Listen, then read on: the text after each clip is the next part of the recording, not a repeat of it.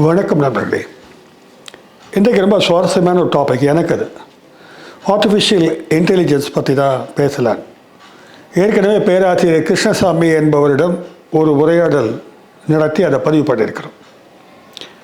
இன்றைக்கு குளோபல் லெவலில் இந்த ஆர்டிஃபிஷியல் இன்டெலிஜென்ஸ் என்று சொல்லக்கூடிய ஏஐ, செயற்கை நுண்ணறிவு எப்படி இருக்குது, இது எங்கே போயிட்டுருக்கு, என்ன டெவலப்மெண்ட்ஸு, அதனால் விளையக்கூடிய நன்மைகள் என்ன, அதனால் ஏற்படக்கூடிய ஆபத்துக்கள் என்ன, இதை நாம் எந்த அளவிலே எதிர்கொள்ள வேண்டியிருக்கிறது, அது எப்படி ஆபத்தாக இருந்தால் எப்படி ஸ்டாப் பண்ணுறது போன்ற விஷயங்கள் குறித்து இந்த காணொளியில் பேசலான்னு இருக்கேன்.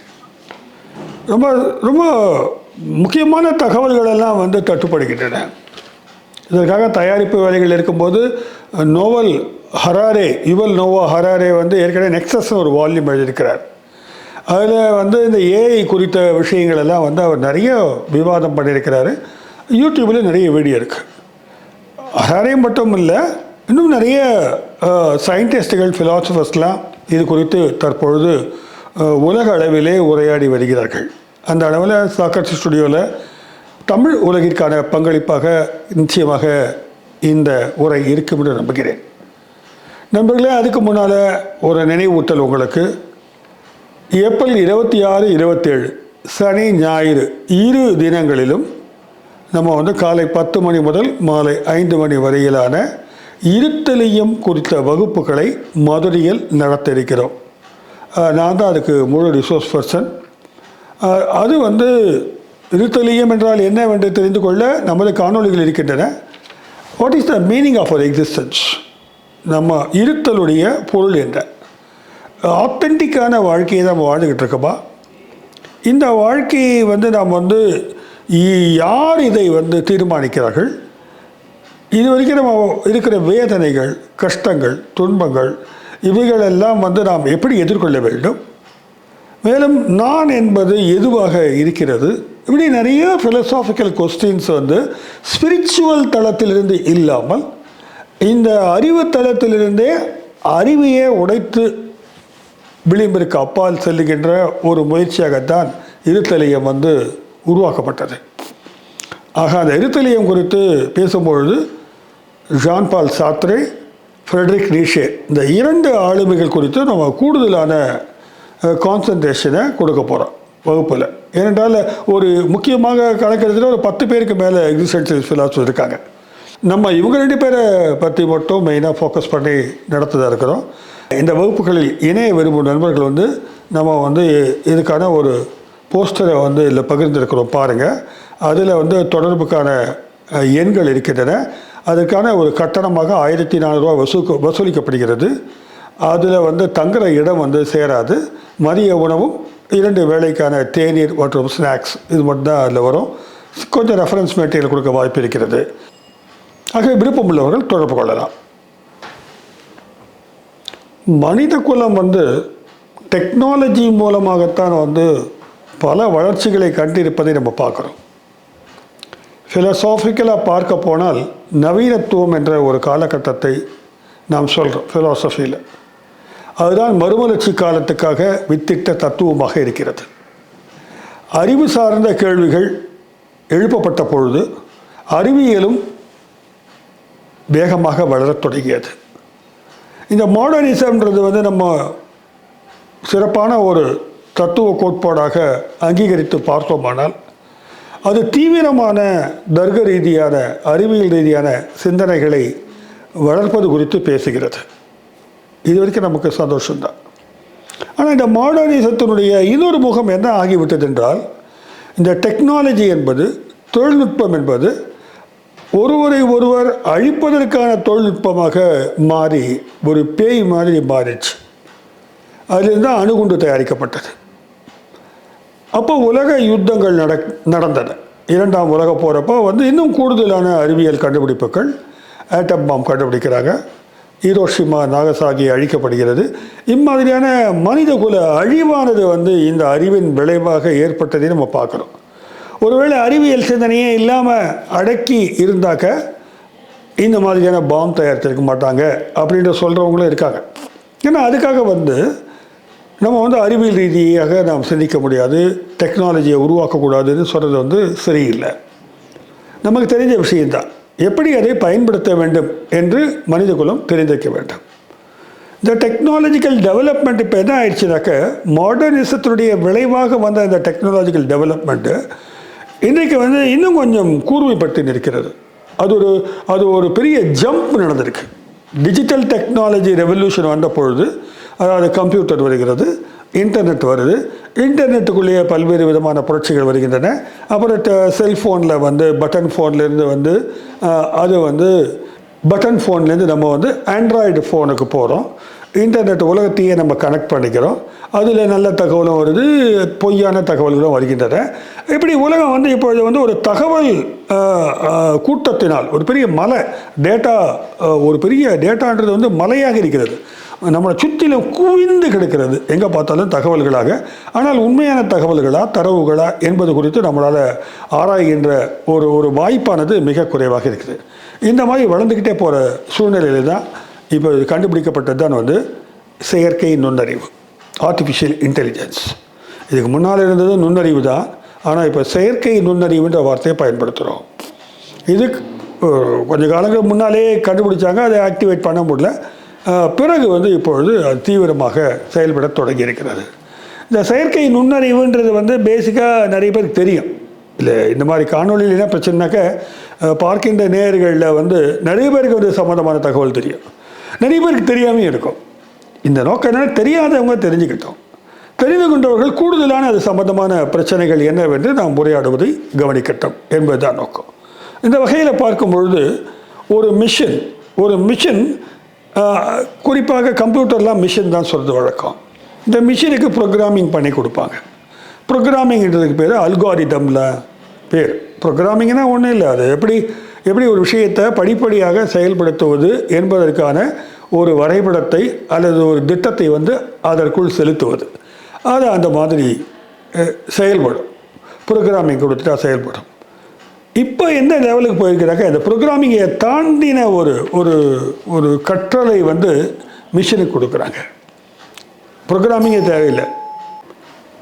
இப்பொழுது ப்ரோக்ராமிங் இல்லாமலேயே அந்த எந்திரத்துக்குள்ளாகவே அதுவாகவே கற்றுக்கொள்ளக்கூடிய ஒரு தொழில்நுட்பத்தை உருவாக்கி வருகிறார்கள்.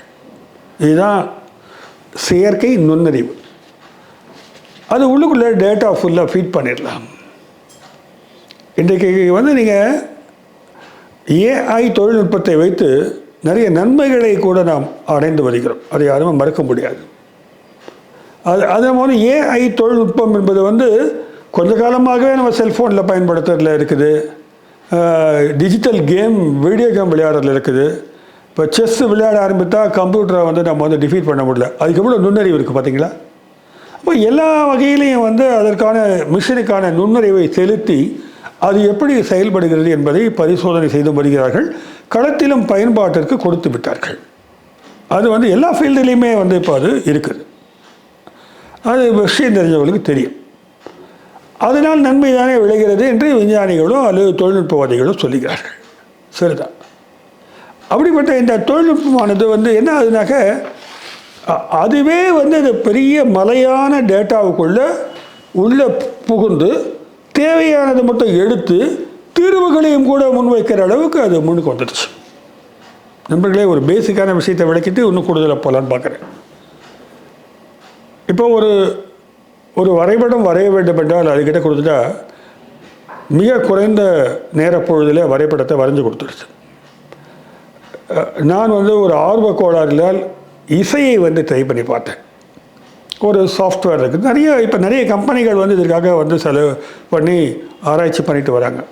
உலக அளவில் மிகப்பெரிய கம்பெனிகள் எல்லாம் வந்து நமக்கு தெரிய மைக்ரோசாஃப்ட் இருக்கட்டும் அல்லது கூகுளாக இருக்கட்டும், ஃபேஸ்புக் என்று சொல்லக்கூடிய மெட்டாவாக இருக்கட்டும், நிறைய இது தவிர ஒரு 500 கம்பெனிகள் வந்து பல மில்லியன் டாலர்ஸை வந்து செலவு பண்ணி ஏஐ டெக்னாலஜியை எந்தெந்த வகையெல்லாம் வந்து நம்ம பயன்பாட்டு கொண்டு வர முடியும்னு ட்ரை பண்ணிட்டே இருக்கிறாங்க. அதில் வெப்சைட்ஸில் நிறைய ஆப் வந்து அவைலபிளாக இருக்குது. நான் ஒரு இசை இது கோர்த்து பார்க்கலாம்னு ட்ரை பண்ணேன். ஒன்றுமே இல்லை, நம்ம ஒரு 4 வரி எழுதினா போதும். எந்த மாதிரியான இசை தேவைன்னு அது கேட்குது, ஒரு பட்டன் அமைக்கினா போதும். வித்தின் ஃபியூ மினிட்ஸில் அது வந்து மிக அற்புதமான சவுண்டு குவாலிட்டியோட நம்ம என்னெல்லாம் அது இன்க்ரீடியன்ஸாக கொடுத்துருக்குறோமோ, என்ன ஒலிகளெல்லாம் சேர்க்கணும்னு நினைக்கிறோமோ அத்தனையும் சேர்த்து மிக அழகான குரலை ஒரு பாடலை கொடுத்துருது. இப்போ செயற்கை நுண்ணறிவு மூலமாக இப்படி ஒரு பாடல் உருவாக்கி விட்டால் அது வந்து ஒரு பெரிய சவாலாக நிற்குது. யாருக்கு சவாலாக நிற்குதுனாக்க, இப்போ இசைஞானி இளையராஜா மாதிரி ஆட்கள் எல்லாம் வந்து உட்காந்து ப்ரோக்ராம் எழுதி வாசிக்க சொல்லி அதை வந்து உருவாக்கி கொடுக்குற அந்த பாட்டுக்கு எதிர் சவாலாக நிற்குது. நமக்கு ஒரு கண்ணோட்டம் உண்டு, அதெல்லாம் மனுஷரை போய் டிஃபீட் பண்ண முடியுமாங்கன்னு சொல்லலாம். ஆனால் இங்கே நம்ம ஒரு அறிவியல் ரீதியான ஃபிலாசபி ரீதியான ஒரு விஷயத்தை புரிஞ்சுக்கணும். ஒருவர் இசையை எப்படி உருவாக்குகிறார் என்பதில் வந்து 2 நிலைப்பாடுகள் இருக்குது. அல்லது ஒரு கலை வடிவத்தை எப்படி உருவாக்குகின்றார் ஒருவர், ஒரு கலைஞர் என்பதில் வந்து 2 விதமான நிலைப்பாடுகள். அதே ஃபிலாசபி தான். ஐடியலிஸ்ட் ஃபிலாசபி ஒன்று, இது வந்து மெட்டீரியலிஸ்ட் ஃபிலாசபி ஒன்று. ஐடியலிஸ்ட் ஃபிலாசபியில் என்னன்னாக்கா அது பிளேட்டோனிக் ஐடியாஸ் தான். ஐடியாலாம் அது பாட்டுக்கு தனியாக இருக்குது, ஒரு பர்ஃபெக்ட் ஐடியா வெளில இருக்குது. அதை நம்ம கேட்ச் பண்ணிட்டோம்னாக்கே அது இந்த கலையில் தூக்கி போடும்பொழுது அது செழுமையான ஒரு கலையாக பரிணமிக்கிறது. அதுக்குள்ளே ஒரு ஸ்பிரிச்சுவல் குவாலிட்டி வந்துடுது, ஒரு ஆன்மீகத்தன்மை கொண்டதாக இருக்கிறது கலை. அதனால தான் எப்பொழுதுமே வந்து கலை ஒரு தெய்வீகத்தன்மை கொண்ட புனிதத்தன்மை கொண்டதாக பார்க்கப்பட்டு வருகிறது. இந்த இன்ஸ்ட்ருமெண்ட்ஸ், மியூசிக் இன்ஸ்ட்ருமெண்ட்ஸாக இருக்கட்டும், நம்ம சரஸ்வதி பூஜையில் வச்சு கும்பிட்றோம், காலை கை பட்டுட்டா கூட கும்பிட்றோம். அது காரணம்னாக்கா அது புனிதத்துவத்தை வந்து நம்ம ஏற்றுறோம். ஆனால் இப்போ இந்த சைட்டில் வந்துட்டீங்கன்னு வச்சுங்களேன், மெட்டீரியலிஸ்ட் ஃபிலாசபியில் எப்படி உருவாகுது கலை அப்படின்னு கேட்டாக்க, கலை மக்களுக்காகவா கலைக்காகவா வேறு விஷயம். கலை எப்படி உருவாகின்றது என்று மெட்டீரியலிஸ்ட் ஃபிலாசபி வச்சு நீங்கள் பார்த்தீங்கன்னாக்க, அது வந்து இந்த இயற்கையில் சுற்றிலும் பல ஒலிகள் இருக்கின்றன, பல சவுண்டு இருக்குது. அந்த சவுண்டை வந்து நம்ம வந்து ஒருங்கிணைத்து ஒழுங்கமைத்து அதை வந்து ஒரு கோர்வையாக கொடுக்கும்பொழுது ஏற்படுவதுதான் இசை. ஓவியமும் அப்படித்தான். பல வளைவு நெளிவுகள் இருக்கின்றன, அவைகளை இணைப்பதனால் வருவது. பல வண்ணங்கள் இருக்கின்றன, இணைப்பதனால் வருவது. அப்போ இந்த அளவுக்கு தான் அந்த டேட்டா, எக்கச்சக்க டேட்டா கிடைக்குது. இந்த தரவுகளை எல்லாம் வந்து விதவிதமான ப்ராபபிலிட்டியில் நம்ம வந்து அதை தொகுத்து பார்ப்பது தான் கலையாக இருக்கிறது. இதுதான் மூளை அந்த வேலையை பார்க்குது. மூளை வந்து இதை இதோட சேர்த்து பார்க்குது, அதோட சேர்த்து பார்க்குது, ஒலியை சேர்த்து பார்த்து புதிய ஒலியை உருவாக்குது. அது அப்போ மூளையினுடைய ஒரு விதமான பங்களிப்பு, அது வெளிப்புற வெளிகளிலிருந்து எடுத்துக்கொள்கின்ற இந்த தரவுகளை தொகுத்து கொடுக்குது. அதுதான் கலை. அப்போது இதுவான் அதுவான்னு பார்த்தோன்னாக்க, நம்ம ஆன்மீக நிலைப்பாட்டிலேருந்து கலையை போற்றுவது என்பது வந்து நமக்கு கைவந்த கலையாக இருக்கிறது. இந்த பக்கம் வரும்போது இப்போ ஆர்டிஃபிஷியல் இன்டெலிஜென்ஸ் என்ன பண்ணுது, என்ன சொல்லுது, அல்லது அதனுடைய தாற்பயம் என்னவாக இருக்குமானால், எந்த கலையாக இருந்தாலும் எந்த உருவாக்கமாக இருந்தாலும் தரவுகளுடைய கோர்வை தான். அந்த கோர்வை என்பது மனிதனை விட அதிக அளவிலே செயற்கை நுண்ணறிவு செய்ய முடியும் என்று நிரூபித்து வருகிறது. வேரியஸ் ப்ராபபிலிட்டிஸில் பார்க்குது, பல்வேறு அந்த பாசிபிலிட்டிஸை செக் பண்ணி பார்க்குது. எதை காம்பினேஷன் ஆஃப் டேட்டா, ஒரு டேட்டாவை எடுத்து பல்வேறு பரிமாணங்களில் வச்சு காட்டுது. நான் ஒரு படம் வரைய சொல்லி ஒரு ட்ரை பண்ணி பார்த்தேன் ஆர்டிஃபிஷியல் இன்டெலிஜென்ஸில். ஏத்தன்ஸ் நகர வீதிகளில் சாக்ரடீஸு கூட வந்து பிளேட்டோ கிரீட்டோ ஆகியோரோடு நடந்து வருவது போல ஒரு படம். அந்த படத்தை காட்டுற பாருங்கள். அது ஒரு நிமிஷம் கூட ஆயிருக்காதுங்க, ஒரு மாடர்னாக ஒரு படத்தை க்ரியேட் பண்ணி கொடுக்குது. இன்னொரு படம் ட்ரை பண்ணால் அது ஒர்க் அவுட் ஆகலை. அதான் மதுரையினுடைய வீதிகளில் நானும் சாக்ரடீஸும் நடந்து போனால் எப்படி இருக்கும்னு. அது சாத்தியம் உண்டு. அதற்கான குறிப்புகளை நான் வந்து சரியான முறையில் கொடுத்தாக அது செய்யும். ரெஃபரன்ஸ் டேட்டா கொடுக்கணும். இப்போ என்னென்னா, ஒரு ஓவியர் கஷ்டப்பட்டு வரைஞ்ச ஒரு ஓவியர் இந்த மாதிரி ஒரு மிஷின் வந்து அவருக்கு சவால் விட்டு இன்னொரு படத்தை வரையுது. அது உள்ளுக்குள்ள இன்ஸ்ட்ரக்ஷன்ஸை நான் கொடுக்குறேன், இன்னும் நுணுக்கமான இன்ஸ்ட்ரக்ஷன் கொடுக்க ஒரு ஓவியனுடைய வேலையை வந்து எந்திரம் செய்கிறது. அப்போ என்ன ஆகிடுதுனாக்க, எல்லாமே வந்து வெறும் டேட்டா தான். இது உள்ளுக்குள்ளே வந்து எந்த விதமான ஒரு கடவுள் அருளான நான் இசை போட்டேன் இல்லை படம் வரைஞ்சேன் அப்படின்ற ஒரு தாற்பயமே அங்கே வைக்க முடியாது, உடஞ்சி போயிருந்தேன். இதுதான் வந்து ஆர்டிஃபிஷியல் இன்டெலிஜென்ஸ் வைக்கிற ஃபிலசாபிக்கலான ஒரு சவாலாக நான் பார்க்குறேன். இது என்ன ஆகிடுதுனாக்க, இந்த மிஷினுக்கு நம்ம கற்றுக் கொடுத்துக்கிட்டே வரோம். இப்போ கற்றுக் கொடுத்துட்டு வரும்போது என்ன ஆகுனாக்க, ஒரு சமயத்தில் அது மனிதர்களை விட வேகமாக அது ப்ராபபிலிட்டிஸை ஒர்க் அவுட் பண்ணுது. இன்னொரு விஷயம், இந்த ஆர்டிஃபிஷியல் இன்டெலிஜென்ஸை வடிவமைத்தவர்கள் இருக்கிறார்களே, அவர்களாலே கூட இது வந்து எவ்வளவு தூரம் செய்யும், எதெல்லாம் செய்யும்னு சொல்ல முடியாது. ஏன்னா அந்த ப்ராபபிலிட்டிஸ் வந்து மனுஷனை பார்க்க முடியாத ப்ராபபிலிட்டிஸை செக் பண்ணி பார்க்க தான் அந்த மிஷின் லேர்னிங்கை கொடுக்குறோம் நம்ம. மிஷினே கற்றுக்குது, அது அந்த டேட்டாவை எடுத்து போட்டு இந்த டேட்டாவை போட்டு பார்த்து அதுக்கே தெரியாது, புதுசாக அது வேலைகளை பார்க்க தொடங்குது. அது வந்து ரொம்ப டேஞ்சரான ஒரு விஷயமாகவும் இருக்குது, நன்மையான விஷயமாகவும் நமக்கு இருக்குது. இப்போது இந்த டேட்டான்னு பேசுனாக்கா எனக்கு ஒரு கேள்வி வரும். இந்த யூடியூப்பில் தான் பேசிகிட்டு இருக்கேன். இப்போ யூடியூப்பில் ஒரு நாளைக்கு பார்த்தா எக்கச்சக்கமாக பதிவேற்றங்கள் நடக்கின்றன. உலகெங்கிலும் யூடியூப்பு தான் ஆப்ரேட் பண்ணிகிட்ருக்கு. ஒருவேளை ஒரு நாள் இந்த யூடியூப்பை வந்து ஃப்ரீஸ் பண்ணிட்டாங்கனாக்கா அப்படியே ஸ்டன் ஆகிடும் உலகம், சொல்லப்போனாக்கா அப்படி தான் ஆகும். என்னால் அதை பார்த்து தான் நீங்கள் சமைக்கிறாங்க, அதை பார்த்து ஆப்ரேஷனே பண்ணுறாங்க, அதை பார்த்து தான் வந்து ட்ரெஸ் பண்ணுறாங்க, அதை பார்த்து தான் சிந்திக்கிறாங்க. எப்படி ஆயிடுச்சு பாருங்கள். அதுனா அதில் அது உள்ள மனுஷங்க பேசுகிறாங்க. அஃப்கோர்ஸ் அதில் வந்து செயற்கை நுண்ணறிவுன்றது வந்து அங்கே எங்கே இருக்குதுனாக்க வெறும் மெக்கானிக்கல் சைடெலாம் நிற்கிது. அது வெளில வந்து உங்கள் மேலே எதுவும் திணிக்கல, அது ஒரு ஆப்ரேட்டிவ் மெக்கானிசமாக தான் இருக்குது. நான் ஒரு டேட்டா போட்டு கேட்டு பார்த்தேன். 30,000 மணி நேரம் வந்து வீடியோக்கள் வந்து ஒரு எவ்ரி ஹவர்னு சொல்கிறாங்க. ஒரு மணி நேரத்துக்கு, ஒரு மணிக்கு 60 மினிட்ஸில் 30,000 மணி நேரத்துக்குரிய வீடியோக்கள் அப்லோட் ஆகுது. அப்போ இந்த டேட்டாலாம் எங்கே வைப்பாங்க? இது ஒரு சவால் இல்லைங்களா? இந்த டேட்டாவெல்லாம் எங்கே வைப்பாங்க அப்படின்னு பார்த்தீங்கன்னாக்க பல கண்ட்ரீஸில் வந்து அதற்கான வந்து சர்வர்ஸை வச்சுருக்கிறாங்க. அதில் வந்து யூடியூப் வந்து குறிப்பாக என்ன பண்ணுறாங்கனாக்க ஒரு 4-5 கண்ட்ரீஸில் வந்து அதை வச்சுருக்கிறாங்க. United States, Europe, Asia, Latin America போன்ற நாடுகளில் அவங்க அந்த டேட்டாவை வச்சுருக்கிறாங்க. இன்னொன்று வந்து இப்போ நம்ம சாக்ரட்டிஸ்டுடைய வீடியோ இருக்குது, இதை ஒரு ஊரில் மட்டும் வச்சுருக்க மாட்டாங்க. அங்கே தான் அழிவு ஏற்பட்டுவிட்டால் இன்னொரு ஊரில் இருக்கிற சர்வரில் காப்பாற்றிக்கும். வெவ்வேறு இடங்களில் ஸ்டோர் பண்ணிட்டே இருக்காங்க. இதை வந்து 12 எக்ஸாபைட்ஸ்னாங்க, அதாவது 12 மில்லியன் டெராபைட்ஸு டேட்டா வந்து ஸ்டோர் ஆகுதான் ஒரு நாளைக்கு. 12 மில்லியன் டெராபைட்ன்றது இப்போ நமக்கு ஈஸியாக வந்துடுச்சு. ஒரு 2 டிபி வாங்கிடுங்க சார்ந்தாங்க. கம்ப்யூட்டர் ஆரம்பித்த போது வெறும் 560 MB ஏதோ சொல்லுவாங்க. இப்போ என்னன்னாக்க ஜிபிலேருந்து டிபி போய் டிபிலே 3 டிபி 5 டிபின்னு ஒரு சின்ன கையில் கொடுக்குறாங்க ஹார்ட் டிஸ்கை. அப்போது இது எப்படி சுருக்கிறதுன்னு அவங்களுக்கு தெரிஞ்சிருக்கு. இப்போ 1 மணி நேரம் வீடியோவுக்கான அந்த ஸ்பேஸை வந்து மிக சுருக்கமாக குவாலிட்டி போகாமல் இருக்குதா இன்ஜினியர்ஸ் ஒர்க் பண்ணுறாங்க. அதே மாதிரி நான் கேட்டேன், இந்த சர்வர்ஸ் எல்லாம் இப்போ வந்து கூகுளில் இருக்குது, நம்ம இமெயில் அனுப்புகிறோம், எத்தனையோ பேர் யூஸ் பண்ணுறாங்க, வெவ்வேறு விதமான கம்பெனிகள் உள்ளே வந்துக்கிட்டே இருக்கிறாங்க. அதெல்லாம் வந்து இந்த டேட்டாலாம் எங்கேருந்து எடுக்குது, எங்கே இருக்குது அப்படின்னு பார்த்தாக்க அதை வந்து ரொம்ப பாதுகாப்பாக வச்சுருக்கிறாங்க. அது வந்து நான் கூட முதல்ல அண்டார்டிகாவில் வச்சுருக்கிறாங்க, இல்லைனாக்கா நார்த் போல் வச்சுருக்காங்க, சவுத் போல் வச்சுருக்காங்கன்னு சொன்னாங்க. அப்படிலாம் வைக்கிறது இல்லை, ஏன்னா ரொம்ப எக்ஸ்பென்சிவ் ஆகுமா. வானத்தில் ஒருவேளை வேறு எங்கேயாவது வச்சுட்டாங்களா அப்படின்னு கேட்டால் அதுவும் இல்லை. பூமியில் தான் மிக முக்கிய பாதுகாப்பான இடங்களில் அந்த கம்பெனிக்கு எது பாதுகாப்பான இடங்களில் அதை வந்து அந்த சர்வர்ஸை வச்சுருக்காங்க. அந்த சர்வர்ஸை வந்து சுற்றிலும் பாதுகாப்பு இருக்கிறது. எப்படிப்பட்ட பாதுகாப்புனாக்க ட்ரோன் மூலமாக சுற்றி கண்காணிப்பு இருந்துக்கிட்டே இருக்கும். டெக்னாலஜி ஓரியன்ட் சர்வீலியன்ஸ் நடக்குங்க. அது மட்டும் இல்லை, அது உள்ளே போகிறதெல்லாம் எல்லோரும் போக முடியாது. அது 1008 டிஜிட்டல் லாக்ஸ் இருக்குது, ஃபார்மாலிட்டிஸ் இருக்குது. ஏனென்றால் ஒரு பேங்க்குடைய டீட்டெயில்ஸ் அத்தனையும் வந்து சர்வர்ஸ்லாம் இருக்குது. ஒரு சர்வரை வந்து இது எப்படி ஹேக் பண்ணுறதுன்னு வேறு ஒரு கூட்டம் ட்ரை பண்ணிகிட்ருக்கு. இதை ஒரு 2 பேங்க்கினுடைய டேட்டாவை ஹேக் பண்ணிட்டாக்க பல நாடுகளே வந்து ஸ்தம்பித்து போயிடும். அப்படி வந்து ஒரு டிஜிட்டல்ன்றது வந்து ஒவ்வொரு நமக்கு தான் சும்மா தட்டிக்கிட்டு இருக்கோம், ஆனால் ஒவ்வொரு புள்ளியும் கூட டிஜிட்டல் உலகத்தில் முக்கியமானது. ஆக செயற்கை நுண்ணறிவு மூலமாகத்தான் இவை எல்லாம் செய்யப்பட்டு வருகின்றன என்பது நாம் கவனத்தில் கொள்ள வேண்டியதாக இருக்கிறது.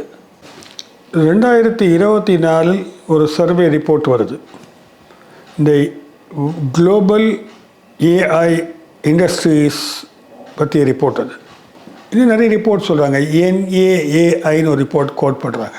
இதெல்லாம் என்ன சொல்கிறாங்கனாக்க 27% ஏஐ டெக்னாலஜிஸ்ட் அமெரிக்காவில் இருக்கிறாங்க. குளோபல் லெவலில் 27% இது குறித்து வேலை பார்த்து கொண்டிருக்கிறார்கள். கல்வியகங்களில் இதற்கான வேலை நடைபெறலை. ஏஐ டெக்னாலஜி வந்து அடுத்த ஜம்ப், டிஜிட்டல் ரெவல்யூஷனில் அடுத்த புரட்சி வந்து இந்த செயற்கை நுண்ணறிவு புரட்சி. இது வந்து கல்விக்கூடங்களில் நடைபெறவில்லை, பெரும்பாலும் வந்து தொழிற்சாலைகளில் நடைபெறுது. தொழிற்சாலையில் மட்டும் நடைபெறலை. பெரும்பாலும் தொழிற்சாலைகள் வந்து வேரியஸ் கான்ட்ராக்ட்ஸ் வச்சுருக்கிறாங்க. யாரோட கான்ட்ராக்ட் வச்சுருக்காங்கனாக்க பல மிகப்பெரிய கார்ப்பரேட் வணிக நிறுவனங்களோட அவர்களுக்குரிய செயற்கை நுண்ணறிவை அவர்கள் உருவாக்குகிறார்கள். அதே போல் பெரிய வல்ல அரசுகள் அவங்களுக்கான குறிப்பாக இராணுவ பலத்தை கூட்டுவதற்கான ஏற்பாடுகளை இந்த ஏஐ செய்து வருகிறது. இன்றைக்கே வந்து ட்ரோன் படைகள் எல்லாம் வந்து அமைக்க தொடங்கிட்டாங்க. ட்ரோன்னா பறக்கும் இல்லையா, அது மனிதர் இல்லாமல் மிஷின் போய் சண்டை போடும். நல்லதானே நமக்கு தோணும், பேய்க்கு தானே சண்டை, அந்த மாதிரி மிஷின் சண்டை போடுறது நினைப்போம். ஆனால் அந்த மிஷினுடைய அறிவானது வந்து வெவ்வேறு கட்டங்களில் வந்து அமைக்கப்பட்டிருக்கும். நம்ம கண்ட்ரோலை மீறிய அறிவை அந்த மிஷின் வைத்திருக்கும் என்பதுதான் இங்கே நம்ம கவனிக்க வேண்டிய விஷயம். ஸோ அது ஒரு பெரிய பேரழிவை உண்டாக்கவும் செய்யும். அந்த மிஷின் சொல்ல முடியாது. மனிதனுக்கு வந்து உள்ளுக்குள்ள ஒரு மனிதாபிமானம்னு ஒன்று இருக்க வாய்ப்பு இருக்குது.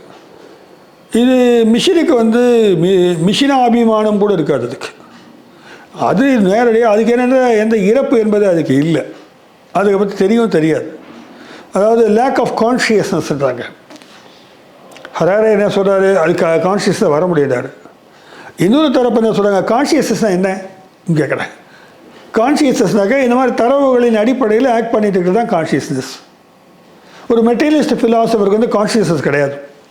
Consciousness is a physical outcome of the material body operating inside the body, இல்லைங்களா? அப்போது உள்ளுக்குள்ள பாடிக்குள்ளே இருக்கிற இந்த இயங்குகின்றன பல உறுப்புகள், பல கெமிக்கல்ஸ் இயங்குது, மூளை இயங்குது. இதனுடைய அவுட்கமாக நம்ம கிடைப்பதான் உணர்ச்சிகளும் உணர்வுகளும்னு சொல்லக்கூடிய ஒரு நிலைப்பாடு இருக்குது. அந்த மாதிரி அளவுக்கு மிஷின் டெவலப் ஆகிடும். இப்போ எத்தனை பேர் இந்த கான்ஷியஸ்னஸ் பற்றி கவலைப்பட்டுக்கிட்டு, சாதாரண மனிதர்கள் எத்தனை பேர் தன்னுணர்வு நிலை குறித்து கவலைப்படுவதும், தன்னை யார் என்று அறிவது பற்றி, ஞானத்தை அடைவது பற்றி அவர்கள் பயணம் மேற்கொள்வதும் எத்தனை பேர் அப்படி செய்கிறாங்க. ரொம்ப விரல் வெட்டி எண்ணக்கூடிய அளவில் தான் ஆய்வு அந்த எண்ணிக்கை எடுத்தாக்க. ஒரு எந்திரகதியான வாழ்க்கைன்னு சொல்கிறாங்களே, அதுதான் எந்திர கதியில் தான் வாழ்ந்து கொண்டிருக்கிறான் மனிதன் பெரும்பாலும். அதற்குரிய பல தடைகள், பல பிரச்சனைகள் சமூக பண்பாட்டு தளத்தில் கிடக்குது. இப்போ இவனுக்கு நிகராக இவனை விட பல மடங்கு சக்தி வாய்ந்ததாக அந்த மிஷின் உருவாக்கப்படும். அது ரோபோ வடிவத்தில் இருக்கலாம், வேறு வடிவங்களிலும் இருக்கலாம். அப்போ இதை பற்றி சொல்லும்பொழுது ஒன்று சொல்கிறாங்க, இந்த பல டைப்பில் இந்த இன்டெலிஜென்ஸ் இருக்குது, செயற்கை நுண்ணறிவானது செயல்படுகிறது. நேரோ ஏஐன்றவாங்க, குறுகிய அளவில் இருக்கிற ஏஐ அது மாதிரி இருக்குது. இந்த குறுகிய ஏஐ அல்ல நேரோ ஏஐன்றது ஒரு சில செயல்பாடுகளுக்கு மட்டுமே அதை பயன்படுத்த முடியும். அது மட்டுமே செஞ்சுக்கிட்டு இருக்கும், எல்லாத்தையும் செய்யாது. அதுக்கு அடுத்த நிலையில் பார்த்தீங்கன்னாக்கா ஜென்ரல் ஏஐன்னு சொல்லக்கூடிய பொது நுண்ணறிவு கொண்ட விஷயமாக சொல்கிறாங்க. அது இன்னும் கொஞ்சம் கூடுதலான பணிகளை மேற்கொள்வதற்காக அதன் உள்ளே டெக்னாலஜியானது வடிவமைக்கப்பட்டிருக்கும். ஆனால் இதை தாண்டி வரக்கூடியதை பார்த்தீங்கன்னாக்க சூப்பர் ஏஐன்னு சொல்கிறாங்க. இது இன்னும் உருவாக்கப்படலை. சூப்பர் கம்ப்யூட்டர் நம்ம பேசிட்டு உருவாக்கினாங்க. இப்போ சூப்பர் ஏஐ உருவாக்குறதுல கவனம் செலுத்தி வருகின்றன மிகப்பெரிய கார்ப்பரேட் நிறுவனங்கள் எல்லாம். இந்த சூப்பர் ஏஐயினுடைய வேலை என்னக்கா, இது உலகத்தையே மாற்றக்கூடிய சக்தி பெற்றதாக பின்னால் மாறிடும். நண்பர்களே, எனக்கு தெரியல எத்தனை பேர் நம்ம இந்த காணொலியை ஞாபகத்தில் வச்சுருக்க போகிறீங்கன்னு. ஒரு 10-15 வருஷம் கழித்து இந்த வாழ்க்கையை வேறு விதமாக இருக்க போகுது. டோட்டலாக இன்னும் 20-30 ஆண்டுகள் கழித்து பார்த்தால் முழுக்க செயற்கை நுண்ணறிவினால் ஆப்ரேட் பண்ணக்கூடிய ஒரு உலகமாகத்தான் இந்த உலகம் இருக்கும். ஒருவேளை அரசாங்கங்கள் சேர்ந்து, கார்ப்பரேட் சேர்ந்து ஏதாவது சில தடைகளை உருவாக்கினால் ஒழிய, இது போகிற வேகத்தில் பார்த்தாக்க இது எல்லாவற்றையும் பிடிச்சு கொள்ளும். அப்படியே ஆக்கிரமிப்பு செய்யக்கூடிய ஒரு மூவில் தான் அது போயிட்டுருக்கு. இது இந்த டெக்னாலஜி வளர்ச்சி என்பது. நம்மளே இப்போ பாதி விஷயங்கள் மிஷின் ஓரியன்டட் ஆகிட்டோம். அதை தான் நம்புகிறோம். அப்போது இது என்ன பண்ணுனாக்க ஒரு ரியாக்டிவ் மிஷின் மாதிரி இருக்காது. இது மனிதர்களை கணிக்கக்கூடிய அளவுக்கு கெப்பாசிட்டி வந்துடுன்னு சொல்கிறாங்க. எதுக்கு? இந்த சூப்பர் இன்டெலிஜென்ஸுக்கு. அது என்ன பண்ண, எல்லாத்தையும் ரெக்கார்ட் பண்ணும். நீங்கள் எப்படி உணர்வுகளை எப்படி ரெக்கார்ட் பண்ணுறீங்க, ஒவ்வொரு மனித உணர்வுகள்லாம் எப்படி இருக்குது, எல்லா உணர்வுகளையும் கூட அது உள்வாங்கிக்கும். ஒரு மலரை பார்த்தா நீங்கள் அப்படின்னு சொன்னீங்கன்னாக்கா அது உடனே ரெக்கார்ட் பண்ணிக்க, அடுத்து அது பண்ண நண்பரே. இப்போ நமக்கு உண்மையிலேயே சொல்கிறேன் நண்பர்களே, காதலிப்பது கூட நிறைய பேர் வந்து சினிமாவை பார்த்துட்டு அதே பேட்டர்னில் காதலிப்பாங்க. ரோஜாப்பூ கொடுக்கறதுன்றதும், அல்லது அந்த மாதிரி பாடல் பாடுவது என்பதும், அல்லது முட்டி போட்டுக்கிட்டு கொடுக்கறதுன்றதும், இப்போ நிறைய அந்த மாதிரி பாடி லாங்குவேஜ் ஆனது காதலை சொல்வதற்கான வழிமுறைகளாக கற்றுக் கொடுக்கப்பட்டிருக்கின்றன. இயல்பான அந்த காதலை சொல்லுவது என்பதை விட காப்பி புக் ஸ்டைல் வாங்க அதுதான் பண்ணிக்கிட்டு இருக்காங்க பெரும்பாலான மனிதர்கள். அவங்களுக்கு அது அது இயற்கையாக உணர்வு ரீதியான கனெக்ட்ன்றது வந்து எப்படி வெளிப்படுத்துகிறாங்கல ஒரு ஒரு கேள்விக்குறி இருக்க தான் செய்யுது. மிஷின் அதையே செய்யும்.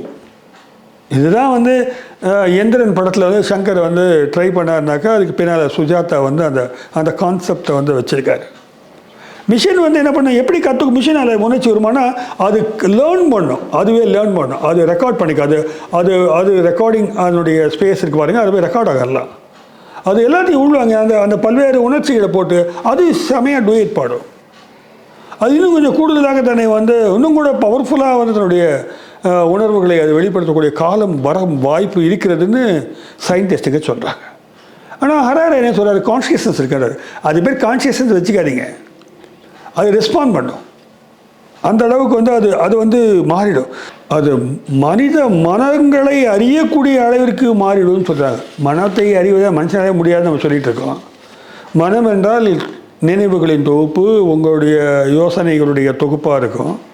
அது ஒவ்வொரு ஆக்டிவிட்டீஸ்லேருந்து அது வந்து கணக்கிட்டு அது ஒரு சைக்காலஜிஸ்ட் மாதிரி மாறிடும். அப்போது எல்லா மனிதர்களையுமே ஸ்டடி பண்ணக்கூடிய கெப்பாசிட்டி கொண்ட super computers are getting ready now. அது ரொம்ப ஒரு ஆபத்தான ஒரு விஷயம். அது அப்படி தெரிஞ்சிச்சுன்னா அது வந்து தெரிந்தோ தெரியாமல் நம்மளை வந்து அடக்குமுறை பண்ணும். அது வந்து மனிதர்களை எல்லாம் வந்து சாதாரண மனிதர்களுக்கு இதை பற்றிலாம் தெரியல. டேட்டா ஸ்டடி போயிட்டே இருக்குது. மனிதர்கள் எப்படிலாம் பிஹேவ் பண்ணுறாங்களோ அந்த பிஹேவியல் ஸ்டடி வந்து இன்றைக்கி பண்ணிகிட்டே இருக்காங்க. அதை பேஸ் பண்ணி தான் நிறைய ஆப்லாம் க்ரியேட் பண்ணியிருக்கிறாங்க. ஸ்பாட்டிஃபைன்ற ஒரு கம்பெனி வந்து எந்தெந்த விஷயத்தில் மக்கள் வந்து ரசிக்கிறாங்கன்றது வந்து பெரிய சர்வே பண்ணி தான் அதுக்கேற்ற மாதிரி இது பண்ணாங்க. இது நிறைய ஒரு டிங்னு சவுண்டு கேட்டுச்சுனாக்கா நெட்டில் நம்ம எப்படி ரியாக்ட் பண்ணுறோம், ஒவ்வொரு சத்தமும் கூட அவர்கள் வந்து மனித உணர்வுகளை புரிந்து கொண்டு அதற்காக மிஷின் மூலமாக உங்களை வந்து ஈர்ப்பதற்கான விஷயங்களை உருவாக்கியிருக்கிறாங்க. அப்போ இந்த அளவில் பார்த்தோன்னாக்க இது சூப்பர் கம்ப்யூட்டர்ன்றது தான் வந்து சூப்பர் இன்டெலிஜென்ஸ் தான் இறுதி நிலையாக இருக்கும். மனித மனங்களையே ஸ்டடி பண்ணக்கூடிய அளவுக்கு வந்துவிடுறாங்க. இது ஒரு பொருள் நல்லதாக தெரியும், நிறைய டெவலப்மெண்ட்ஸ் நல்லதானே. ஆனால் மனித குலத்தினுடைய முடிவை கூட இது குறிக்கும்னு சில சயின்டிஸ்டுங்க சொல்கிறாங்க. அது அழிவு சக்தியாக மாறுவதற்கான ஆபத்துக்கள் இருக்கின்றன அப்படின்னு சொல்கிறாங்க. நண்பர்களே, ஏஐனால் நல்ல பலன்கள் இருக்கின்றன, அவற்றை நம்ம ரொம்ப நெகட்டிவாக பார்க்க வேண்டாம்னு சொல்லக்கூடிய ஒரு தரப்பு இருக்கிறாங்க. சின்ன சின்ன பயன்பாடுகளுக்கு குற்றேவல் புரியும் சொல்லுவாங்க. சின்ன சின்ன வேலைகள் பார்க்குறதுக்கு மனிதர்களுக்கு உதவியாக இருக்கின்ற ஆர்டிஃபிஷியல் இன்டெலிஜென்ஸ் வேறு. மனிதர்களையே விழுங்கி அடிமைப்படுத்தக்கூடிய ஒரு செயற்கை நுண்ணறிவை தயாரித்து வருகிறார்கள் என்பதையும் நாம் விழிப்போடு தெரிந்து கொள்ள வேண்டும். இன்றைக்கி பார்த்தீங்கன்னாக்க நிறைய ஸ்பேம் வருது. உங்களுடைய இமெயில் ஸ்பேம் பார்த்துருக்குறோம். முதல்ல தொடர்ந்து உங்கள் அக்கௌண்ட்ஸே வந்து ஹேக் பண்ணக்கூடிய அளவுக்கு வராங்க. சைபர் க்ரைம் வந்து இன்க்ரீஸ் ஆகிட்டே இருக்குது. இதையெல்லாம் கட்டுப்படுத்துவதற்கான செயற்கை நுண்ணறிவு வந்து உண்டாக்கியிருக்கிறாங்க. பிளாக்லாம் பண்ணுறோம், கண்டுபிடிக்க முடியுது. ஜிபிஎஸ் வந்து விட்டது. இதெல்லாம் செயற்கை நுண்ணறிவு தான். நண்பர் ஒருவர்கிட்ட பேசும்பொழுது ஆர்டிஃபிஷியல் இன்டெலிஜென்ஸ்னால் நல்ல லாபம்தான் வருது, பயன்தான் கிடைக்குதுன்னு சொன்னார். இப்போ எதுக்கு நம்ம எதுக்கு கவலைப்படணும் அப்படின்னு சொன்னார். ஆனால் அவர் சொல்கிறது ஒரு விதத்தில் உண்மைதான். ஒரு டேஞ்சரஸான ஒரு சிச்சுவேஷனில் ஏஐ இருக்கிற ரோபோ போய் ஒர்க் பண்ணிட்டு வரும். கடலுக்கு அடியில் போய் அது பல வேலைகளை பார்க்குதான். செர்னோபில் ஆட்டம் விபத்து என்னன்னு தெரியும் நமக்கு. அங்கெல்லாம் வந்து என்னென்னாக்கா ரோபோவை வச்சு தான் வந்து அந்த பிரச்சனையை வந்து சால்வ் பண்ணுறாங்க. உள்ளுக்குள்ளே மனுஷன் போனானாக்கா எரிஞ்சிடுவான். அப்போ ரோபோ தான் உள்ளே போயிட்டு வருது. ரோபோ மூலமாக வானிலை கணிப்பு வந்து செயற்கை நுண்ணறிவு மூலமாக சூப்பராக வானிலை அறிக்கையை வந்து செயற்கை நுண்ணறிவு மூலமாக துல்லியமாக நம்மளால் இப்போது சொல்லக்கூடிய அளவுக்கு வளர்ந்துருக்கிறோம். நிறைய நல்ல விஷயங்கள் ஃபங்க்ஷனல் ஆஸ்பெக்டில் அது ரொம்ப பயனுள்ளதாக தான் இருக்குது. காச நோய்க்கு வந்து புற்றுநோய்க்கு கூட அது வந்து நுண்ணிய அளவில் கண்டுபிடிச்சி சொல்லுதுன்றாங்க. டயக்னோசிஸில் வந்து ரொம்ப ஹெல்ப்ஃபுல்லாக இருக்குது, மருத்துவத்தில் ரொம்ப ஹெல்ப்ஃபுல்லாக இருக்குது. அதெல்லாம் சரிதான், நம்ம சொல்கிறோம் நம்ம இந்த மாதிரி டீப்பாக கடலுக்குள்ளே போகுதுலாம். ஆனால் நம்ம மாதிரி ஊர்களில் இன்னும் மலத்தை கையில் தான் அள்ளிக்கிட்டு இருக்காங்க. அதுக்கான ஒரு டெக்னாலஜி நம்ம இன்னும் பரவலாக பயன்படுத்தலை. அங்கங்கே 1-2 வருது, அவ்வளோதான். இந்த மனிதர்கள் தான் மலம் அள்ளும் அவலமானது இந்த மாதிரி ஊர்களில் இருக்குது. 24/7 வந்து அது ஒர்க் பண்ணும், செயற்கை நுண்ணறிவு கொண்ட எந்திரங்கள் எல்லாம். இப்போது செயற்கை நுண்ணறிவு இன்னொரு காரியத்தையும் பண்ணுது. நம்மளை ஸ்டடி பண்ணி நான் சொன்னேன். இப்போ விளம்பரங்கள் வருது. ஒரு விளம்பரம் பார்த்தா அதே மாதிரி 100 விளம்பரம் வருது. ஒரு பாட்டு கேட்டுனா அதே மாதிரி 100 பாட்டு உங்களுக்கு சஜஸ்ட் பண்ணுறது, சஜஸ்டட்னு எழுது. இது எவ்வளோ தூரம் அப்சர்வ் பண்ணிட்டு பாருங்கள். நீங்களே சில ஆன்லைன் எக்யூப்மெண்ட்ஸ் ஆன் பண்ணி வச்சுட்டு தொடர்ந்து சில வார்த்தைகளை நீங்கள் சொல்லிகிட்டே இருந்தீங்கன்னு வச்சுங்களேன், அந்த வார்த்தை பொருள் சம்மந்தமாக இருந்தால் அந்த பொருளை உடனே அது வந்து உங்களுக்கு காட்ட ஆரம்பிச்சிடும். அது அப்சர்வ் பண்ணுது உங்களை அப்சர்வ் பண்ணி. அலெக்ஸாலாம் அப்படி தான் சொல்லுவாங்க. அலெக்ஸாலாம் எந்த நேரமும் அப்சர்வ் பண்ணிகிட்டே இருக்குதுன்றாங்க. இப்போ சிரி அப்படின்னு வச்சுருக்கிறாங்க ஆப்பிளில். சிரி அப்படின்னு சொன்னால் அது உடனே வந்து எப்போ மழை பெய்யுமா அப்படின்னு கேட்டால் பதில் சொல்லுது. அசிஸ்டண்ட் அது. அந்த எந்த நேரம் இந்த அசிஸ்டண்ட்டு, டிஜிட்டல் அசிஸ்டன்ட்ஸ் வந்து ஓப்பனில் இருந்துச்சுனாக்கா அது கேட்டுக்கிட்டே இருக்குது. அது இப்போ டிரைவிங் காரில் கூட அது கேட்குது, உங்களுக்கு என்ன செய்யணும் சொல்லுங்கன்னு கேட்குது. அது இன்னும் சொல்லப்போனால் ஆட்டோமேட்டட் கார்லாம் வந்துருச்சு. அது மனிதர்களை விட பாதுகாப்பாக ஓட்டும்னு வந்து விஞ்ஞானிகள் சொல்கிறாங்க. அது கண்ணு வந்து பல இடத்துல கண்ணு வச்சுருக்கிறாங்க, சென்சார் வச்சுருக்காங்க. அது எந்த வளைவில் எப்படி போகணும், எந்த நெடுவில் எப்படி போகணுன்ற அளவுக்கு வந்து அது ப்ரோக்ராமிங் இல்லை, அது ஆர்டிஃபிஷியல் இன்டெலிஜென்ஸ். அதான் அந்த அளவுக்கு வந்து சென்சரி நர்வ்ஸ் மாதிரி அதை உருவாக்கிடுறாங்க. இப்படி பல நன்மைகளை வந்து சொல்லிகிட்டே இருந்தாலும் கூட இந்த சூப்பர் ஏஐ என்பது வந்து இந்த அளவில் நிற்காது. அது ஒரு ஆபத்தைத்தான் விளைவிக்கும் என்று ஹராரே போன்றவர்கள் எல்லாம் வந்து உலகெங்கிலும் பரவலாக பேசி வருகிறார்கள். செயற்கை நுண்ணறிவு பயன்பாட்டிலே தீமைகள் என்று ஒரு பெரிய பட்டியலிடுறாங்க. தீமைகள் எல்லா டெக்னாலஜியினுடைய விளைவுகளிலும் வரக்கூடிய வாய்ப்பு இருக்குது. ஆபத்துக்களைத்தான் நம்ம வந்து கவனிக்கிறோம். தீமைகள்னு பட்டியல் போட்டாக்க இன்றைக்கு வந்து ஹராரே தன்னுடைய புக்கு நெக்ஸஸில் சொல்கிறாரு, கம்யூனிகேஷன் என்பதுதான் ஒரு சமுதாயத்தை ஒரு ஒருங்கிணைத்து வைப்பதற்கான அடிப்படையான விஷயமா இருக்குது. அந்த காலத்தில் இந்த காலம் வரைக்கும் வந்து ஒரு தொடர்பு, தகவல் தொடர்பாக இருக்கிறது, அல்லது வேறு விதமான தரவுகளை தொடர்பு கொள்வது. இதுதான் வந்து பேசிக்காக வந்து சோஷியல் பாண்டேஜை கிரியேட் பண்ணுது. இந்த தகவல்கள் வந்து பல ரூபங்களில் வந்து சொல்லப்படுது. அது வந்து புராண கதைகள் மூலமாக கூட சொல்லப்படுது. கதைகளாக இருக்கின்றன, அல்லது அது பாடல்களாக இருக்கின்றன, பழமொழிகளாக இருக்கின்றன, அதாவது பண்பாட்டு கூறுகளாக இருக்கின்றன. இந்த தகவல் தான், இதெல்லாம் தான் வந்து ஒரு சமுதாயத்தை வந்து ஒருங்கிணைத்து வைத்திருக்கு. மனித சமுதாயத்தை ஒருங்கிணைத்து வைத்திருப்பது ஆங்காங்கே வேறுபாடுகள் இருக்கலாம். அடிப்படையில் வந்து பார்த்தீங்கன்னாக்கா அதில் வந்து ஒரு ட்ரூத், ஒரு அறம் இருக்கும், ஒரு உண்மை இருக்கும். ஒரு உண்மையின் அடிப்படையிலும் அறத்தின் அடிப்படையிலையும் வந்து சேர்த்து வச்சிருக்க ஒரு ஆர்டர், ஒரு சமூக ஒழுங்கு உருவாவதற்கும் ஒருவரை ஒருவர் பாதிக்காத அளவிற்கு ஒரு சமூக ஒப்பந்தம் என்ற அளவில் வந்து இருக்கணும்னாக்க அது வந்து இப்படி மறைமுகமான பல பண்பாட்டு கூறுகளால் தான் வந்து சாத்தியப்பட்டிருக்கும். இந்த பண்பாடுகளுடைய இணைப்பு என்பது அந்த மொழி சார்ந்த கம்யூனிகேஷனில் இருக்குது. இது வந்து ஒரு விதத்தில் வந்து ஒரு பாதுகாப்பு கருவியாக கூட இந்த பண்பாடு இருக்குது. சிதைஞ்சு போயிடாமல், அநீதி ரொம்ப ஓவராக தலை தூக்கிடாமல் அதை வந்து அடக்கி வைக்கிற ஒரு அற்புதமான கட்டுப்பாட்டு வேலையை, சோஷியல் கண்ட்ரோலை வந்து பண்ணுது. இம்மாதிரியான பண்பாட்டு வெளியில் கதைகளாக தான் இருக்கும் அந்த மித்தெல்லாம். இருந்தாலும் கூட அவை வந்து சில நீதிகளை போதிக்கும். மக்களுக்கு அந்த கதைகளை பற்றியோட நீதி போதனை உள்ளே போய் இறங்கும். இந்த காலகட்டத்தில் இப்போ இந்த செயற்கை நுண்ணறிவு என்பது வந்து விட்டால் இது அத்தனையும் வந்து சிதைக்கும் அபாயம் இருக்கிறதுன்னு சொல்கிறார். முதல்ல கல்ச்சுரல் பிளேனில் நோவல் ஹராரே என்ன சொல்கிறாரு, இது சிதைப்பை உண்டாக்கும், ஒரு பெரிய டிஜிட்டல் சிறையை உண்டாக்குறாங்க. அது வந்து உங்களை அறிந்தோ அறியாமலோ மறைமுகமாக உங்களை ஈர்க்க தொடங்கிவிடும். அடுத்து பார்த்திங்கன்னா இந்த டீப் ஃபேக்குன்றாங்க, நிறைய போலிகளை வந்து உருவாக்கிட்டு இருக்கிறாங்க. ஒரு பேரலல் வேர்ல்டு வந்து கிரியேட் பண்ணிக்கிட்டே இருக்காங்க. பண்ணுது அது. இப்போ வந்து பண்ணுறாங்க, அப்புறம் அதுவே பண்ணுறோம். இப்போ சமீபத்தில் வந்து 21,000 ரூபாயை இன்வெஸ்ட் பண்ணாக்க உங்களுக்கு வந்து மாதம் ஒரு பெரும் தொகையானது கிடைக்கும்னு நிதியமைச்சர் நிர்மலா சீதாராமன் அவர்களே சொல்வது போல் ஒரு வீடியோ இருக்குது. அது எல்லாம் உலகத்துடைய மிகப்பெரிய அறிவாளிகள்லாம் மேடை ஏறி பேசுவது போல் வீடியோக்கள்லாம் வருது.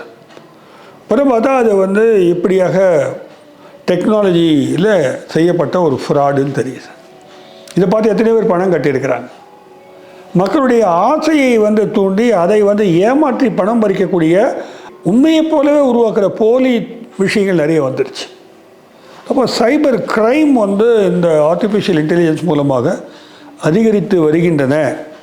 அப்படியே என்ன மாதிரியே இன்னொரு ஆள் பேசுகிறாரு. இது ரொம்ப டேஞ்சரான விஷயம். நடிகைகள்லாம் இன்றைக்கி வந்து வருத்தப்பட்டுருக்காங்க. நடிகர்கள் தான் வருத்தப்படுறாங்க. இப்போ ஒரு பெரிய அரசியல் தலைவர் அவர் சொல்லாத விஷயத்தை அவரே சொன்ன மாதிரி அவரே மேடையில் பேசிக்கிட்டு இருப்பார். அப்படி ஒரு உருவத்தை வந்து உருவாக்க முடியுது ஆர்டிஃபிஷியல் இன்டெலிஜென்ஸால். அது வந்து மிகப்பெரிய அரசியல் குழப்பங்களை உண்டாக்கும். இது பொறுப்பற்ற வகையில் செயல்படுறாங்கன்னு அர்த்தம் இல்லை. இது வந்து ஒரு அரசியல் குழப்பத்தை உண்டாக்க வேண்டும் என்பதற்காக இந்த டெக்னாலஜியை பயன்படுத்துகிறாங்க. அப்போ தவறான மனிதர்கள் கையில் வந்து இந்த டெக்னாலஜி வந்து மாட்டிக்கொண்டு இருக்கிறதுன்னு பார்க்குறோம். நம்ம கார்ப்பரேட்டுகள் வந்து உருவாக்குறாங்க. அவங்க வந்து நுகர்வோர் பண்பாட்டை அதிகப்படுத்துவதற்காகவும் மக்களை வந்து டோட்டலாக வந்து ஒரு சைக்கலாஜிக்கலாக பீடித்து கொள்ள வேண்டும் என்பதற்காக இதெல்லாம் செய்கிறாங்க. பொருள்கள் விற்பனை வந்து அதிகரிக்கும். தொடர்ந்து நம்ம மேலே அட்டாக் நடந்துக்கிட்டே இருக்குது. இதை வாங்கு, அதை வாங்கு, இப்படி யோசிக்கிறதுன்னு கற்றுக் கொடுக்குறாங்க. அரசியல் ரீதியான யோசனைகள் கூட அதன் மூலமாக நடக்கின்றன. அப்போது இன்னொரு பிரச்சனை சொல்கிறாரு ஹராரேவும் சொல்கிறார், எல்லோரும் சொல்கிறாங்க, வேலையில்லா திண்டாட்டம் அதிகரிக்கின்றாங்க. இப்போது ஐடி கம்பெனியில் ப்ரோக்ராமர்ஸ் வேலைக்கு போயிருக்கிறாங்க. இந்த ப்ரோக்ராமிங்கை ஏஐயே பண்ணிடுது. இப்போது சும்மா 4 வரி தட்டினா போதும் ப்ரோக்ராம் வந்து விழுது. அப்போ இந்த ப்ரோக்ராமர்ஸ்க்கு வேலையெல்லாம் போயிடும். கிட்டத்தட்ட 3 கோடி பேருக்கு ஒரு வருஷத்துக்கு வந்து வேலையில்லாத போகிற வாய்ப்பு இருக்குதுன்னு ஒரு ஸ்டடியில் சொல்கிறாங்க. இது வேலையில்லா திண்டாட்டம் வந்து இன்னும் கூடுதலாக போகுது. எல்லாத்தையுமே ஏஐ பண்ண தொடங்கிடுச்சின்னு வச்சுங்களேன். எல்லா மிஷினை அவங்க வச்சுட்டு முடிச்சுடுவாங்க. கணக்கு போட்டு கொடுத்து பள்ளிக்கூடத்தில் பிரச்சனை இருக்குது. டீச்சருக்குலாம் எஜுகேஷன் சிஸ்டமே வந்து மாறும், அட்டாக் ஆகும். செயற்கை நுண்ணறிவு வந்து தீவிரமாக உள்ளே புகுந்துருச்சுனாக்க கல்வியில் கூட புகுந்துருச்சு. பெரும்பாலும் முதல்ல கால்குலேட்டர் வந்தபோது அப்படி தான் கவலைப்பட்டாங்க. இதுக்கு ஒரு கண்ட்ரோல் இல்லை இப்போது. அதுதான் அங்கே பாயிண்ட்டு. ஸ்கூல் கிட்ஸ்லாம் வந்து செயற்கை நுண்ணறிவை பயன்படுத்த தொடங்கிடும். இந்த பேட்டர்ன் ஆஃப் எஜுகேஷனே வந்து மாறிடும்னு நோவல் ஹராரே நெக்ஸஸில் சொல்கிறார். பண்பாட்டில் வந்து சிதைவு ஏற்படும், கல்வியில் வந்து மாற்றம் உண்டாகும், பெரும்பாலும் வேலையில்லா திண்டாட்டம் உண்டாகும். இதெல்லாம் ஓகே, நாங்கள் பழகிட்டோங்க அப்படின்னு சொல்லிக்கலாம். இந்த வார் டெக்னாலஜியில் அது பெரிய ஒரு இன்ஃப்ளூயன்ஸை க்ரியேட் பண்ணுது. ரொம்ப ஆயுதங்கள் வந்து ஆட்டோமேஷன் பண்ணியிருக்கிறாங்க இன்றைக்கி. அது எய்மனா எங்கே போய் அடிக்குது. அது வந்து இப்பொழுதைக்கு வந்து மனிதர்கள் வைக்கின்ற திசையில் போய் ஆயுதங்கள் விழுகின்றன. கூடிய சீக்கிரம் ஏஐயினுடைய அந்த சூப்பர் ஏஐ வந்துடுச்சுனாக்க அதுவே வந்து டிசைட் பண்ணும். இப்போ சென்னைக்கு மதுரையிலேருந்து ஒரு ஆயுதம் போகணுன்னாக்க, தாக்குதல் நடத்த போனாக்க வழியில் வாடிப்பட்டியையும் செங்கல்பட்டியையும் தாக்கிட்டு கூட போகுது. அது இன்ட்ரெஸ்ட்டுக்கு செய்யும். அது ஏன்னா அந்த மனித மூளையை போலவே அது வந்து உருவாக்கப்பட்டு வருகிறது. இப்படிப்பட்ட ஆயுதங்கள் வந்து ஒரு சர்வாதிகார சமூகத்தை தான் உண்டாக்கும். ஒரு சர்வாதிகார அரசைத்தான் அது வந்து உருவாக்கும். ஒரு சர்வாதிகாரிகிட்ட இந்த மாதிரியான டெக்னாலஜி வந்துருச்சுனாக்க அவர் அதை வைத்து மோதல் நடத்துவார். எல்லா நாடுகளுக்கும் எல்லா மனிதர்களுக்கும் இந்த ஏஐ கிடைக்க போகிறதில்லை. சூப்பர் இன்டெலிஜென்ஸையே ஸ்மால் லெவலில் நம்மளை அறிவை மழுங்கடிக்கக்கூடிய மாய உலகத்தில் நம்மளை மிதக்க வைக்கக்கூடிய ஏஐ நமக்கு கிடைக்கும். நம்மளை வாழ வைக்கின்ற ஏஐ வந்து எவ்வளோ கிடைக்கின்றது கேள்விக்குறிதான். அதற்காக நிறைய பணம் இருந்தால் தான் வாங்க முடியுன்ற அளவுக்கு வந்துடும். அப்போ ஏஐனுடைய காட்ஃபாதர்னு சொல்லக்கூடிய ஜெஃப்ரி ஹுண்டன் அந்த கூகுள் இருந்தார். அவர் வந்து ரொம்ப வருத்தப்பட்டார். நான் தெரியாமல் இந்த வேலையை பார்த்துட்டோம். நாங்கள் அவங்களாம் தான் கண்டுபிடிச்சாங்க. கூகுளை விட்டு வெளியேற்றப்பட்டார், வெளியேறி விட்டார். அவர் இது சம்மந்தமான ஒரு விழிப்புணர்வுகளை உருவாக்குவதற்காக பெரிய இயக்கம் நடத்திக்கிட்டு இருக்கார். இப்போ நிறைய பேர் ஹராரே மாதிரி ஹுண்டன் மாதிரி மக்கள்லாம் வந்து போராடிட்டுருக்காங்க. 2024 அமைதி நாளன்றைக்கு போப் ஃப்ரான்சிஸ் வந்து இது குறித்த கவலையை வந்து தெரிவித்திருக்கிறார். சரியான விதிமுறைகளை உருவாக்க வேண்டும் இந்த பயன்பாட்டிற்குன்னு சொல்லியிருக்காரு. இப்படியாக அதை நீட்டிக்கொண்டே போனீங்கன்னாக்க ஏஐ டெக்னாலஜி வந்து அதுக்கான நெகட்டிவ் சைடு இருக்குதுன்றது நம்ம புரிஞ்சுக்க முடியும். இதை பற்றி எத்தனை பேர் கவலைப்படுறாங்கிறது தான் வந்து கொஸ்டினாக இருக்குது. இன்ஃபர்மேஷன் வந்து ராங் இன்ஃபர்மேஷன்ஸ் நிறைய வர ஆரம்பிச்சிடும். இப்போ நம்மளாலே விழிப்புணர்வே நமக்கே முடியல, நம்ம நம்புகிறோம் எல்லாத்தையுமே, நம்ம மேலே கொட்டிக்கிட்டே இருக்குது எல்லா இன்ஃபர்மேஷன். அப்போது அதெல்லாம் நம்புகிறோம் எல்லாத்தையும். செயற்கையாக உருவாக்கி ஏமாத்தன்றதுக்காக செய்கிற தகவல்கள் வேறு, நம்மளே புரிஞ்சுக்கிற தகவல்கள் இருக்குது. அப்போது இந்த ஏஐ என்றது வந்து ஒரு ஒரு ஆபத்தான ஒரு டெக்னாலஜி. அது ரொம்ப அதை கேர்ஃபுல்லாக யூஸ் பண்ணலனாக்கா ஒரு பகுதியினரை வந்து நாசம் பண்ணிடும் சமுதாயத்தில். இந்த வகையில் தான் அவர் சொல்கிறாரு, அது வந்து ட்ரூத் அண்ட் சோஷியல் ஆர்டரை வந்து டிஸ்ட்ராய் பண்ணுன்னு சொல்கிறாரு ஹராரே. அதே மாதிரி வந்து டிஜிட்டல் டிஸ்ரப்ஷன்ஸ் நிறைய இருக்கும், இடர்பாடுகள் வந்து இந்த டிஜிட்டல் உலகத்தில் வந்து நிறைய நடக்கும்ன்றாரு.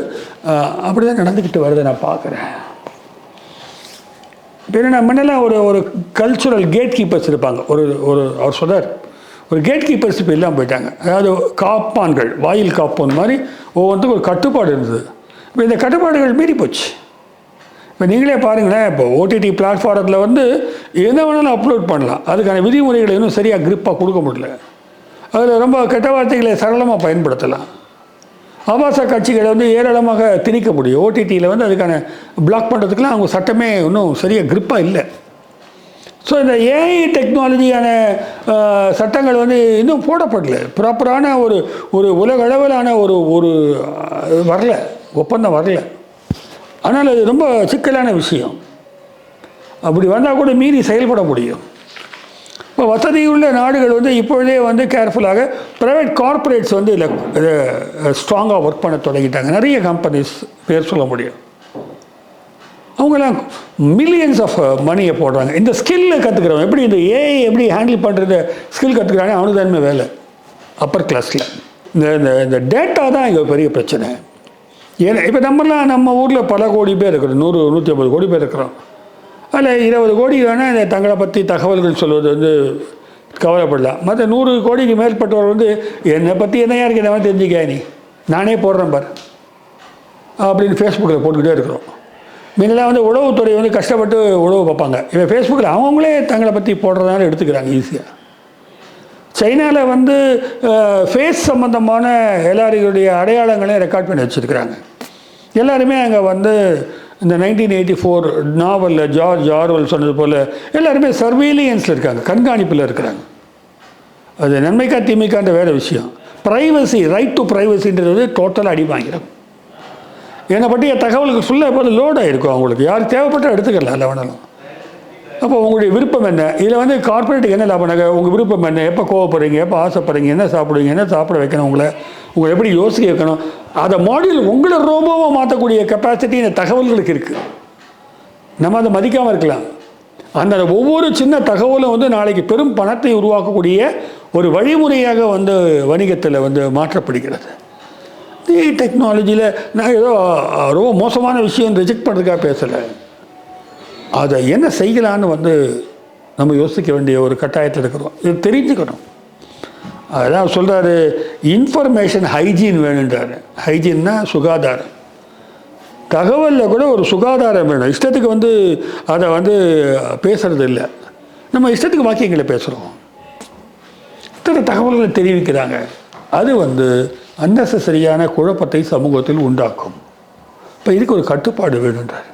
இந்த கட்டுப்பாடு திருப்பி வந்து அரசாங்கம் வந்து ஒரு ஆட்டோக்ராட்டிக்காக அதை அவங்கள அரெஸ்ட் பண்ணி கொண்டு போய் உள்ளே வைக்கிறது, சித்திரவதை பண்ணுறது அப்படின்றதில்ல. இப்போ யாரை வேணுனாலும் இந்த டிஜிட்டல் டெக்னாலஜி மூலமாக, செயற்கை நுண்ணறிவு மூலமாக ஒரு தேச துரோகியாக மாற்ற முடியும். கம்ப்யூட்டரில் என்னுடைய கம்ப்யூட்டருக்குள்ளே எங்கிருந்தோ வந்து பிளான் பண்ண முடியும். அப்படிலாம் பண்ணியிருக்காங்க, நம்ம பார்க்குறோம். இந்திய அரசாங்கமே பீமா கோரிகான் வழக்கில் ஒரு குறிப்பிட்ட நபருக்கு அப்படி செய்து விட்டார் என்ற குற்றச்சாட்டு இருக்குது. எங்கிருந்தோ கம்ப்யூட்டர் மூலமாக ஆப்ரேட் பண்ணி அவர் உள்ளுக்குள்ளே சில தகவல்களை வச்சு, தேச விரோத தகவல்களை வச்சு அதன் மூலமாக அரெஸ்ட் பண்ணப்பட்டவங்களாக இருக்கிறாங்க.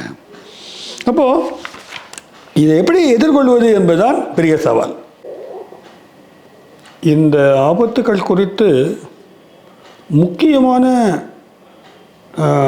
டெக்னாலஜிஸ்ட், உலகத்தில் பாராட்டப்படுகின்ற டெக்னாலஜிஸ்ட் வந்து கவலை தெரிவித்திருக்கிறாங்க.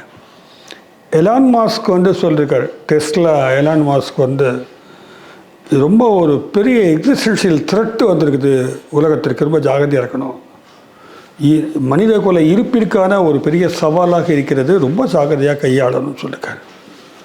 அதே மாதிரி நிக் பாஸ்ட்ரான்னு ஒருத்தர், அவர் வந்து இதில் பெரிய ரிசர்ச்சு, அவர் இந்த சூப்பர் இன்டெலிஜென்ஸ் வந்துருச்சுன்னா ரிஸ்க்கு தான் சொல்லியிருக்காரு. பிறகு ஜெஃப்ரி ஹிண்டன், அவர் தான் ஃபாதர் ஆஃப் டீப் லேர்னிங்னு சொல்கிறாங்க, அவரும் இதே மாதிரியே சொல்கிறாரு. யான் லுகான் ஃபேஸ்புக்கில் வந்து ஏஐ க்ளவுடுக்கான முக்கியமான நபர். அது தவிர நிறைய நபர்கள் வந்து இதனுடைய தீமையான விஷயங்கள் விளைவுகளை பற்றி பேசல, ஆபத்துக்களை பற்றி பேசியிருக்கிறாங்க. இப்போ என்ன செய்யலான்னு பார்த்தா செய்துக்கிட்டு இருக்காங்க. இது வந்து அமெரிக்காவில் வந்து பைடன் இருக்கும்போது 2022-23 வந்து நிறைய விதிமுறைகளை ஃபார்ம் பண்ணி கொடுத்துருக்கிறாரு, கண்ட்ரோல் எப்படி பண்ணுறதுன்னு. இதை பற்றி சொல்லும்போது ஃபோர்டு என்பவர் என்ன சொல்கிறாரு, நீங்கள் வந்து எப்படி கண்ட்ரோல் பண்ணுறதுக்கு விதிமுறைகள் போடுறீங்க, அதை உருவாக்குவதில் இருக்கிற விஷயங்களை நீங்கள் கண்ட்ரோல் பண்ணணும், உருவாக்கத்திலேயே கண்ட்ரோல் பண்ணணும். அதை எப்படி உருவாக்கும் போதே டேஞ்சரில் போய் முடியாது. என்னென்னா ஒன்றும் இல்லை, இது இந்த ஏஐ மூலமாக பெரிய பெரிய கார்ப்பரேட் வந்து அரசாங்கங்களையே வந்து அடக்குமுறை செய்கின்ற தன்மை வந்து விடுகிறது. அவங்ககிட்ட டேட்டா பவர் இருக்குது, எலெக்ஷனையே அவங்க தீர்மானிப்பாங்க. இதை வச்சுக்கிட்டு ஒரு சின்ன ஒரு செய்தியை, ஒரு பொய்யான செய்தியை பரப்பி விட்டானே போதும், அன்றைக்கி வந்து எலெக்ஷனே வந்து காலியாயிடும். அந்த அளவுக்கான ஒரு பெரிய பவர் வந்து இப்போ கார்ப்பரேட்ஸுக்கு வந்து கையில் கிடைக்குது. மிகப்பெரிய அரசாங்கங்களையே எதிர்க்கக்கூடிய அளவுக்கு வந்துடுவாங்க. இன்ஃபேக்ட் சொல்ல போனாக்கா வந்து அவங்க தான் வந்து இந்த டெக்னாலஜியை வந்து வார் எக்யூப்மெண்ட்ஸுக்கு வந்து செட் பண்ணி கொடுக்குறாங்க. இது ஒரு தனி ராஜ்யமாக மாறிவிடும், எதேச்சதிகார ராஜ்யமாக மாறிவிடும், அதை மறுப்பதற்கில்லை. அப்போ தான் இந்த மாதிரி ட்ரீட்டி, அட்டாமிக் பவர் ட்ரீட்டி மாதிரி ஒரு ஒப்பந்தம் வேணும், சர்வதேச அளவிலே ஒரு கண்ட்ரோல் பண்ணுறதுக்கு ஒரு ஒப்பந்தம் வேணும் அப்படின்னு வலியுறுத்துகிறாங்க எல்லாருமே. அது இன்னும் கொஞ்சம் ஷார்ப்பாக இல்லை. இப்போ அங்கங்கே இந்தியாவிலும் சட்டங்கள் எல்லாம் போட்டிருக்காங்க அதுக்கு. ஆனால் சட்டங்கள் போட அதனுடைய இன்னொரு சைடு முழுமையாக தெரிஞ்சால் தானே சட்டத்தை போட முடியும். அப்போது இது வந்து கண்டுபிடிச்சிட்டே இருக்கிறாங்க, தீமைகள் உருவாகி கொண்டே இருக்கின்றன, சட்டங்கள் வந்து இன்னும் தெளிவான முறையில் உருவாக்கப்படலை, கண்ட்ரோல் பண்ண முடியாது இது. ஆக ஒரு என்ன தேவை சொல்கிறாருனாக்க ஒரு எஜுகேஷன் வேணும்னு சொல்கிறாரு. ஹராரே என்ன சொல்கிறாரு, டிஜிட்டல் லிட்ரஸி வேணுன்றாரு. கல்வி அறிவு அதிகமாக இல்லாத நாடுகளில் மிகப்பெரிய ஆபத்தை உண்டாக்கும்ன்றாரு. நம்ம முன்னால் வர செய்திகளை வந்து உண்மையாக பொய்யான்னு கண்டுபிடிக்கிறோம்னாக்க அது ஃபேக் நியூஸ் தான் கண்டுபிடிக்கிறதுக்கு இப்போ வெப்சைட்லாம் வந்துருக்குது. அதுவே ஃபேக்காக கூட இருக்கலாம், சொல்ல முடியாது, அதையும் தெரிஞ்சுக்கலாம். செய்தி பொய் செய்தி தானா அல்லது பொய் தகவல் தானா என்பதை அறிந்து கொள்வதற்கான ஒரு கிரிட்டிக்கல் திங்கிங்கை டெவலப் பண்ணக்கூடிய பாடத்திட்டம் உருவாக வேண்டுன்றாங்க. ஸ்கூல்லேருந்தே கொடுக்கணும். நீங்கள் இனிமேல் எப்படிலாம் போலித்தனமான விஷயங்கள் வரும், அப்போது அந்த கிரிட்டிக்கல் ரிஃப்ளெக்ஷன் கொடுக்கக்கூடிய ஒரு பாடத்திட்டம் என்பது ஒரு புறம் வைத்தாலும் கூட, இன்னொரு பக்கம் என்ன சொல்கிறாங்க, ஒரு செக் பண்ணக்கூடிய அந்த கார்ப்பரேட் எல்லாம் வந்து செக் பண்ணக்கூடிய பவர் வேணும் அரசாங்கத்துக்கு. அது எப்படி பண்ணணுனாக்கா, டேட்டா வந்து அவங்க டேட்டா கையில் வச்சுருக்காங்க, அதை வச்சுக்கூடாது. They cannot own my data. ப்ரைவேட்டாக எனக்கு ஒவ்வொரு தனிநபருடைய பற்றிய தகவல்களையும் அவர்கள் வைத்துக்கொள்வதற்கு யார் உரிமை கொடுத்தது? இப்போ கூகுளில் போயிட்டீங்கன்னா உலகம் முழுவதும் இருக்கக்கூடிய இடங்கள் பற்றிய மேப் அவங்ககிட்ட இருக்குது. அது பேசுது, சாட் போட்ன்றாங்க, சாட் பாட் பேசுது. அது உண்மையான குரல் மாதிரியே இருக்குது, அது மிஷின் குரல். அது இந்த மனித உணர்வுகளை எல்லாம் கொண்ட குரலெல்லாம் உருவாக்கிட்டாங்க. இப்போ எஸ்பி பால சொன்ன மாதிரியே பாடுது. அது இது ரொம்ப டேஞ்சரான ஒரு விஷயம். அவர் தாங்க ஃபோனில் பேசுனான்னு சொல்லுவார் ஒருத்தர், ஆனால் மிஷின் பேசியிருக்கோம். அப்போ என்ன சொல்கிறோன்னாக்க, இந்த டேட்டா ப்ரிசர்வேஷன் வந்து அரசாங்கம் வந்து அவங்ககிட்ட கொடுக்கக்கூடாது. அப்போ இன்னொன்று டிரான்ஸ்பரன்சி இருக்கணும் அவங்ககிட்ட. அவங்க செயல்பாடுகளில் வெளிப்படைத்தன்மையை வெளிப்படையாக சொல்லிக்கிட்டே இருக்கணும். ஒவ்வொரு நிறுவனமும் இது குறித்து வெளிப்படைத்தன்மை கொண்ட செயல்பாடுகளை வேண்டும் என்பதை அரசாங்கங்கள் வலியுறுத்த வேண்டும். ஆனால் அரசாங்கம் செய்யுமா? ஏன்னா அவங்ககிட்ட தான் கோடி பணம் இருக்குது, அவங்ககிட்ட இருந்தால் வந்து இவங்க வாங்கி வாழன்ற ஒரு சூழல் உருவாக்கிடுறாங்க. அது குளோபலைசேஷனோட முக்கியமான இம்பேக்ட். அது அப்போ இந்த கண்ட்ரோல் ஓவர் பர்சனல் டேட்டா வந்து முக்கியமான விஷயம்னு சொல்கிறார்.